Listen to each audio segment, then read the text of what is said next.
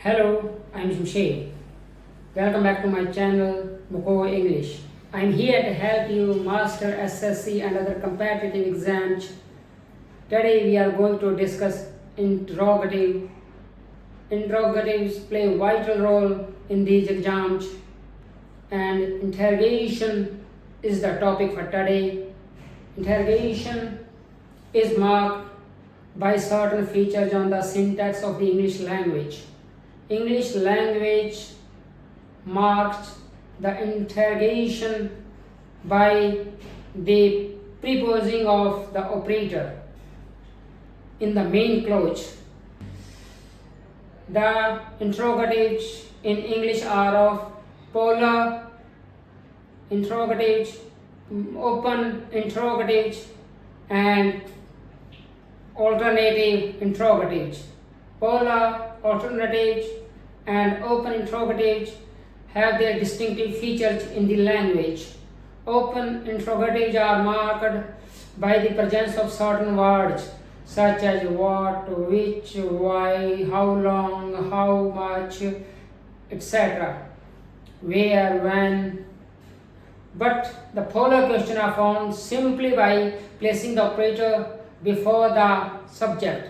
So, in the polar question or yes no question, you just place the operator before the subject, so you have to invert the operator and subject. The construction is known as subject verb inversion.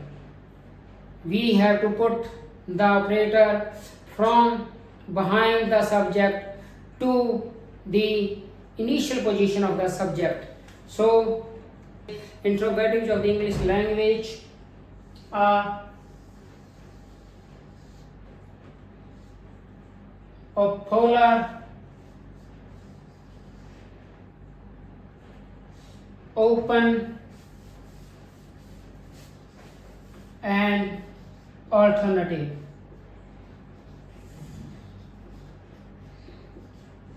In alternative interrogation, all the choices are given in the question.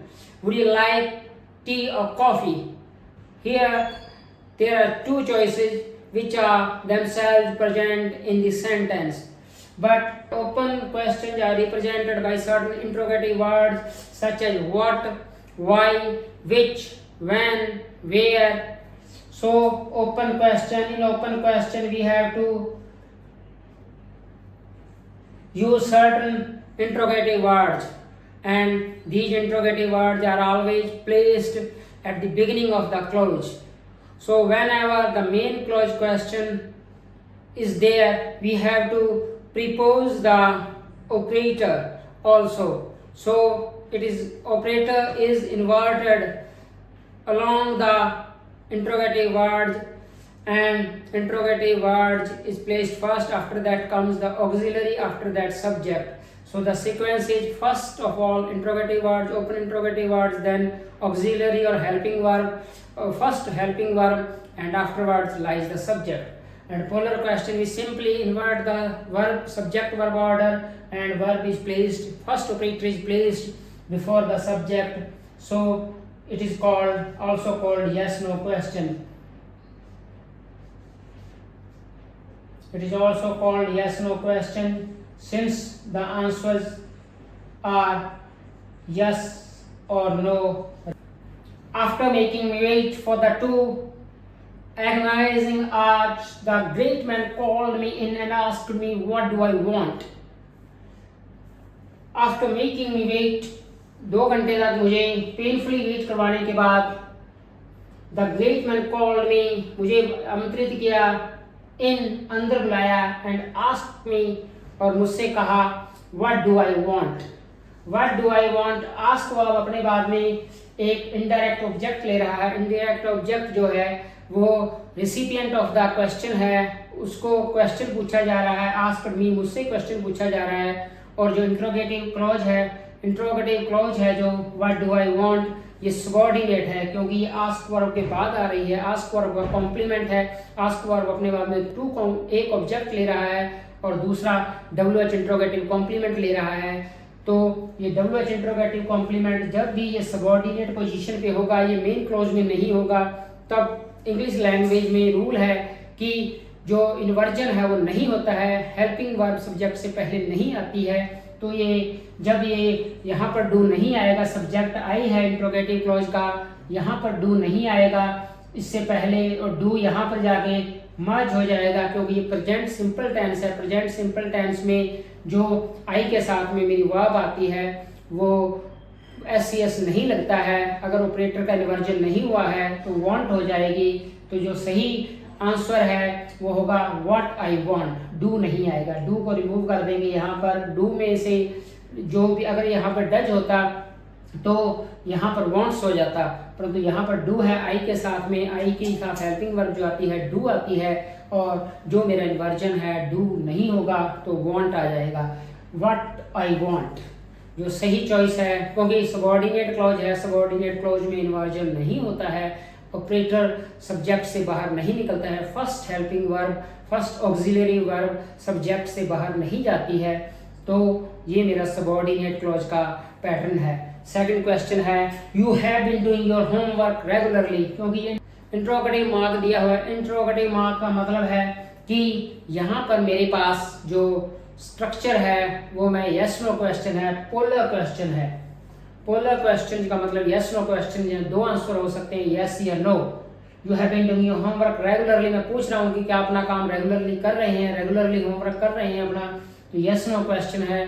Yes no polar question में जब main clause है ये subordinate clause नहीं है, ये किसी भी verb या किसी भी अन्य एडजेक्टिव या नाउन का कॉम्प्लीमेंट नहीं है यहाँ पर, तो ये मेन क्लॉज है। मेन क्लॉज में मेरा इन्वर्जन होगा, तो जो यहाँ पर मेरी हेल्पिंग फर्स्ट ऑपरेटर है वो सब्जेक्ट से बाहर निकल जाएगा, हैव मेरा सब्जेक्ट से पहले चला जाएगा, हैव यू बीन डूइंग। यहाँ पर जो हैव है मेरा यहाँ बाहर चला जाएगा सब्जेक्ट से, और यहाँ पर जो मेरा हैव है वो नहीं आएगा, उसकी मैंने फ्रंटिंग कर दी है, बाहर निकाल दिया है, have you been doing your homework regularly. तो जो मेरा सही जो मेरा सीक्वेंस है, operator helping verb plus subject plus remaining helping verb part of the verb, वो बाद में रहता है, सिर्फ फर्स्ट ऑपरेटर रिमूव होता है बाहर में, तो मैंने निकाल दिया have you been doing your homework regularly. तो इसका आंसर यस या नो होगा।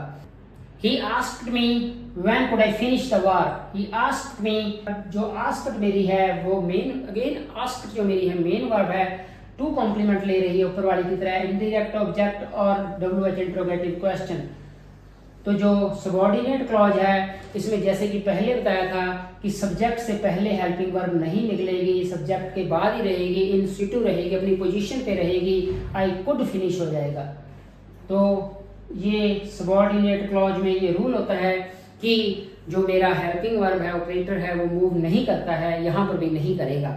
Next question, when the stranger saw me he seemed to recognise me and asked me what was my name. What was my name was, again यहाँ पर मेरा subject my name है, जो कि interrogative clause ask के complement है, interrogative clause ask verb का complement है। तो मेरी जो वाज है ये सब्जेक्ट के बाद जानी चाहिए, पहले नहीं आनी चाहिए।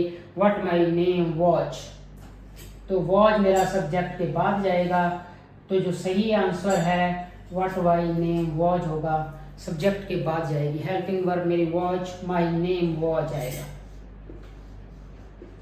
इन्वर्जन नहीं होता है जब आप subordinate question, subordinate interrogative use करते हैं।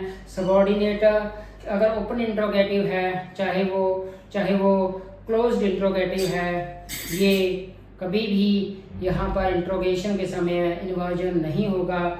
जो मेरा पोलर क्वेश्चन है अगर ये सबऑर्डिनेटर का काम करते हैं तब ये वेदर या इफ जो मेरा है सबऑर्डिनेटर लेते हैं, और अगर ये WH इंट्रोगेटिव हैं तो सबऑर्डिनेटर नहीं आता है, परंतु सीधा WH वर्ड से ही शुरू होता है मेरा इंट्रोगेटिव क्लॉज। और WH वर्ड जो है ये ओपन इंट्रोगेटिव है, ये किसी वैल्यू के लिए आता है, वैल्यू इसकी डिफाइन की जाएगी बाद में, क्वेश्चन है इसकी वैल्यू बाद में आंसर में आएगी, तो यहाँ पर हमारा इन्वर्जन नहीं होता है। Why they didn't turn up to the workshop? Why they didn't turn up to the workshop?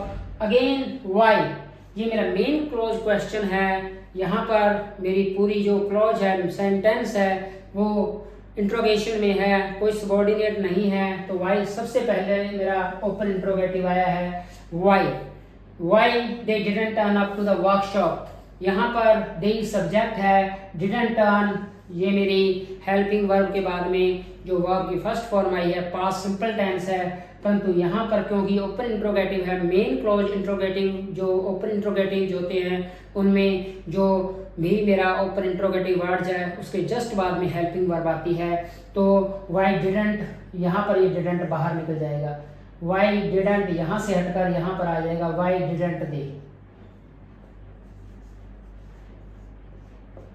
Y didn't they, Y didn't they, didn't यहाँ पर आएगा, Y didn't they turn up the workshop, तो didn't subject के बाद में नहीं आएगा, didn't जो मेरा है वो जस्ट सब्जेक्ट से पहले आएगा, इन्वर्जन होगा ओपन इंट्रोगेटिव मेन क्लॉज में, और हमने किया है।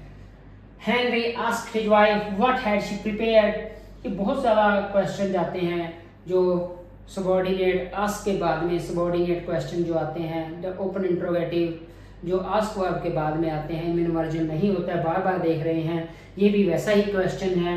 What had she prepared, subject से पहले मैंने इन्वर्जन कर दिया है, क्योंकि ये जो मेरा आस्क वर्ब है उसका कॉम्प्लीमेंट है इंट्रोगेटिव क्लॉज, तो इन्वर्जन नहीं होगा, इसकी जो सही पोजीशन है यहाँ पर नहीं आएगा, what she had prepared, had prepared main verb से पहले आएगा prepared. How long it takes to travel from Chennai to टेकी by car, how long it takes, again ये मेन क्लोज क्वेश्चन है, हाउ लॉन्ग इट टेक्स, जो मेरे takes है वो इट सब्जेक्ट है, प्रेजेंट सिंपल टेंस है, इसलिए वर्ब के साथ में एस लगा है, परंतु जब भी मेन क्लोज क्वेश्चन फॉर्म करते हैं तो अगर हेल्पिंग वर्ब नहीं दी हुई है तो हमें मेन क्लोज क्वेश्चन को फॉर्म करने के लिए डू स्पोर्ट का यूज करना होता है, मतलब डू या डज या डिड बाहर निकलेगा, अगर फर्स्ट फॉर्म है वर्ब की तो डू बाहर जाएगा, अगर एस लगा हुआ है तो डज बाहर जाएगा, और अगर सेकंड फॉर्म है, पास्ट टेंस फॉर्म है, तो मेरी जो डिड हेल्पिंग वर्ब है बाहर जाएगी, क्योंकि यहाँ पर टेक्स है, सब्जेक्ट इट है, थर्ड पर्सन सिंगुलर सब्जेक्ट है, इसलिए वर्ब के साथ में एस है जो कि गलत है। यहाँ पर मेरी हेल्पिंग वर्ब जब बाहर निकलेगी यहाँ पर टेक हो जाएगा और हेल्पिंग वर्ब डज मेरी बाहर निकल जाएगी, how long does it take, तो जो मेरा सही इट से पहले जो मेरी हेल्पिंग वर्ब निकलेगी वो डज है, how long does it take, s नहीं आएगा, how long does it take to travel from Chennai to टेकी by car, Margaret didn't reply when I asked her why was she weeping. Again, why was she weeping? Asked verb का interrogative clause complement है, तो जब ये subordinate position पे होता है, किसी वर्ब का कॉम्प्लीमेंट होता है, तो इसमें इन्वर्जन नहीं होगा।